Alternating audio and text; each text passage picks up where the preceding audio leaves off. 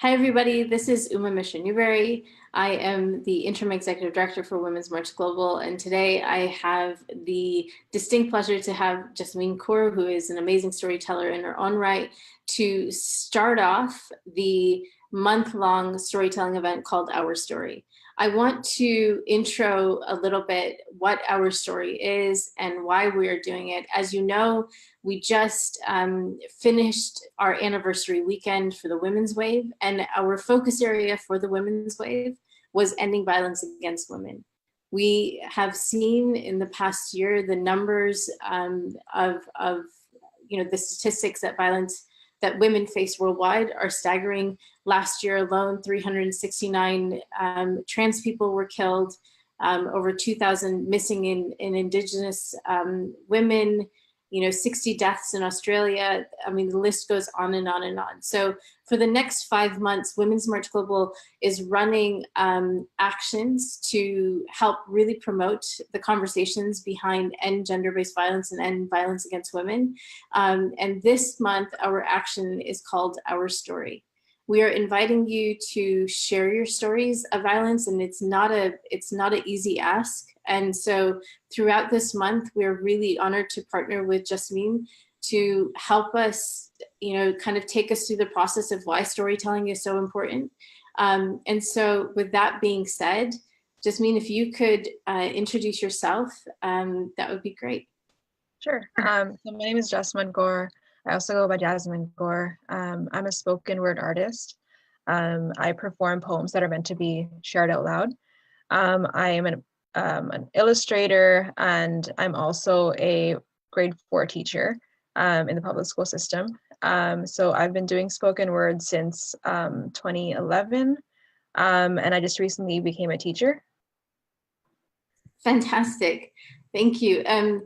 One of the things, when we were putting this 5 months of action together, we wanted as a team to really start with this action of telling your stories. We compiled this toolkit where we listed out all of the different ways in which women experience violence, whether it's menstrual violence, whether it's LGBTQIA violence, acid attacks.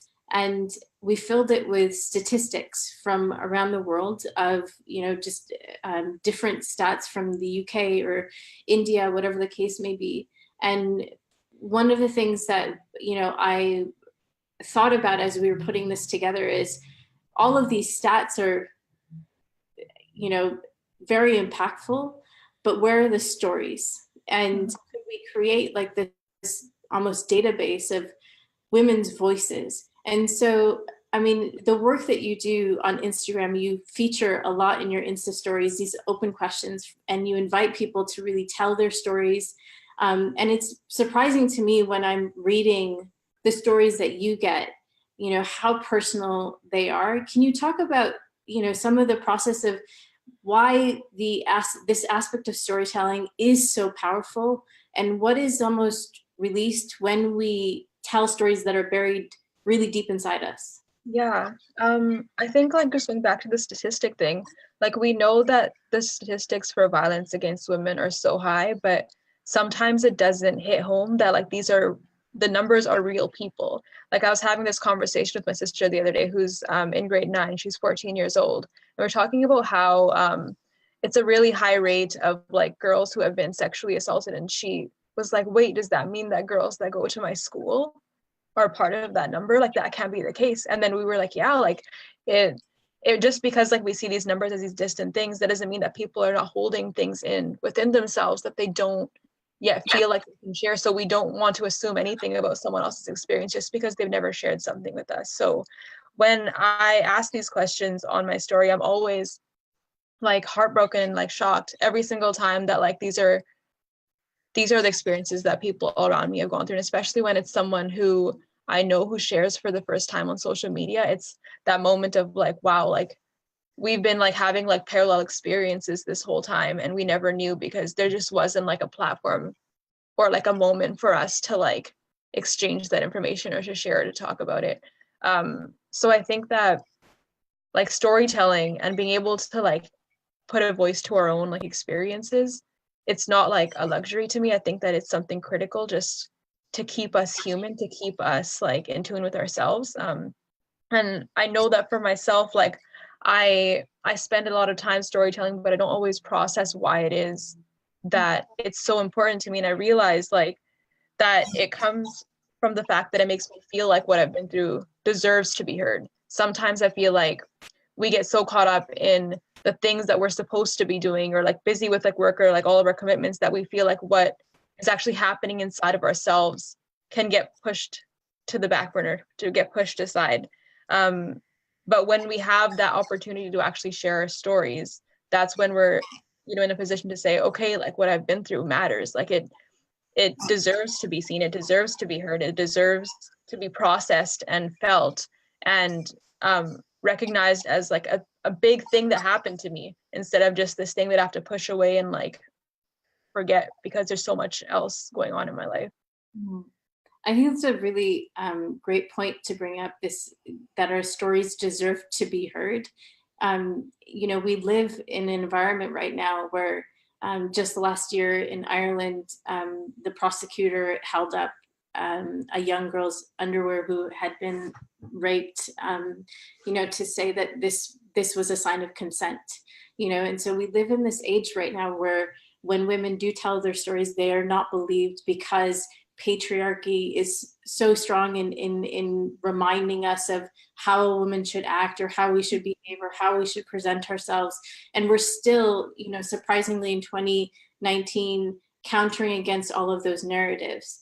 So, you know, when we put this Our Story action together, part of it for me, because even, you know, and you and I have spoken about this, part of, for me, there are still stories that I carry very closely, not because I necessarily want to, but because there is a deep shame almost that comes from just the simple place of wanting to open my mouth, but not wanting to actually say.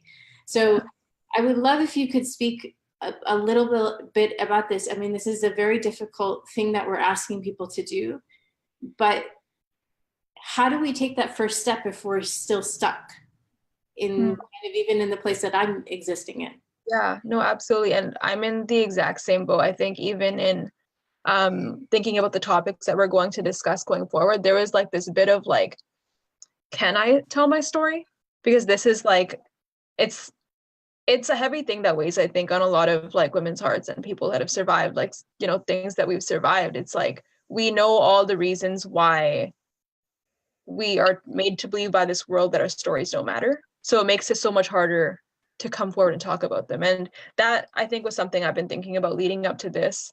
And which is why I asked on my story the other day, like, have you, as women, have you ever had a story that you wanted to share, but you felt like you could not? And if so, what was that story? If so, what was the reason why you couldn't share?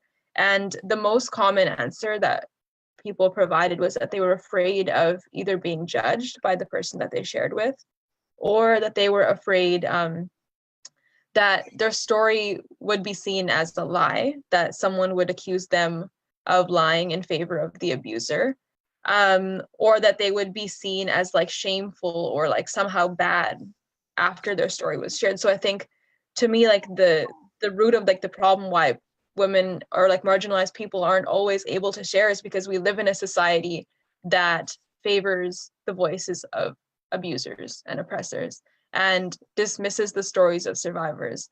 So it can be like a scary thing sometimes, I think, to feel like you're about to open up, but then have that fear of like, is this person really going to hold me? Is this person really going to be listening? Are they really going to trust my experiences? Or am I going to be kind of like left like vulnerable after this? So I think like part of empowering people to tell their stories is making sure that we create a safe space in which for those stories to be told.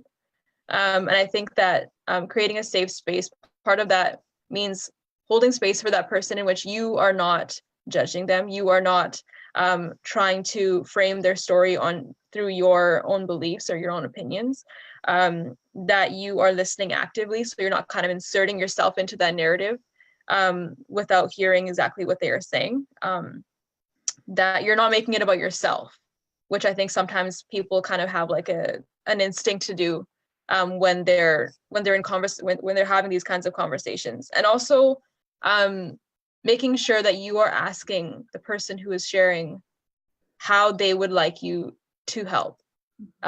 So I'll give you an example. I remember once sharing like experiences about abuse with a very like well-intentioned friend. Her intentions were all in the right place, but I don't think that she was aware of like how her words were coming across to me. So I was sharing something that was like very, very difficult to share. And her reaction, which was like very, like I understand where she was coming from, but she really kept like telling me again and again and again that I should like call the police about what had happened. And I was not in a position at that time in my life where that was what I wanted to do or what I felt comfortable with. But I went from this like terrible situation that I was dealing with, feeling kind of trapped within that, to feeling like now I was like stuck in this new situation where I was being pressured to do something that I deep in my heart was not comfortable with. So while she was like really well intentioned, she wasn't hearing me, and she wasn't hearing what my needs were as the person who had survived this thing. So the point being that we need to be conscious of like hearing the person who is sharing and not kind of like overpowering our perspectives over what they're trying to tell us. No, that's a great point. And I think the weight that these stories carry, we have to make sure that we're also in a space really to receive them. And as you said, not, want to jump to solutions, because just the simple act of receiving and listening is incredibly powerful in the creation of safe spaces. A lot of the work that you've been doing in the past year, you've been running these decolonize your mind workshops, and I think so much of the narrative of what you bring to those discussions fits with what we're talking about here, in terms of in the previous discussion that you and I had, how we silence ourselves from telling our stories because, as you said, we feel the fear and the shame. We feel like we're not going to be believed. There's, a great quote, I think it's from Gloria Steinem: women are the upholders of patriarchy, if not more than men. Don't quote me, that is in context. But I think, when we're talking about the story of this aspect of storytelling and how the colonizations of ourselves, whether it's colonization from patriarchy, colonization from actual colonization, what that brings, into our DNA. I would love if you could talk about how we almost commit ourselves within these boundaries and don't realize the importance, of literally of just opening our mouths and speaking those words. Mm-hmm. So I think like storytelling is rooted in like cultures across the world. It's been a part of like so many traditions. Like I can speak as a Punjabi, like I know that storytelling has been a part of my community for as long as we can remember. It's critical to who we are, and the same with a lot of Indigenous traditions as well. And I think going back to like this idea of colonialism, it's within like a Western, like Eurocentric colonial society that women of color, their stories do not matter, or that they are thrown to the back burners. And I think that when we live in a society that overall just does not see women of color, does not see Black women, does not see Indigenous women, or transgendered people, and of course there's like all those different layers of like ethnicity and race and social class that play into like how heard someone is within a society. It becomes difficult to feel like your voice matters, and I think that's where we come into play as like women of color who have access to like art spaces and storytelling spaces and like platforms like this. Even like it becomes like our duty to amplify those voices that are very, very often going to be dismissed in this overall society that we live in. So when it came to decolonize your body, we were very conscientious of that. So just for context, Decolonize Your Body is an arts and spoken word poetry event hosted by myself and two other Gauras named Gagan Kaur and Damneet Kaur. And the purpose of the event was to create a safe space for women of color specifically to be able to have their stories heard, put on a stage, amplified. And we were very conscientious about the fact that we wanted the storytelling to be led by women of color, because again, these are the people in society, these are the women in society whose stories are not going to be given this conscious platform. Very often it's very easy to have like a whole lineup of storytellers or performers who are going to be white or white men or white women. So even doing this, people were kind of like, wow, like why only women of color? And the answer was, where else are we going to be able to have our stories told and put center stage and not just tacked onto the event as if we were that one woman speaking within a lineup of men, or that one woman of color speaking within a lineup of white women. So I think for me, like, I think that each of us have like a duty to use our resources to amplify these stories. And again, for me, that vehicle has been through the spoken word spaces that I have access to.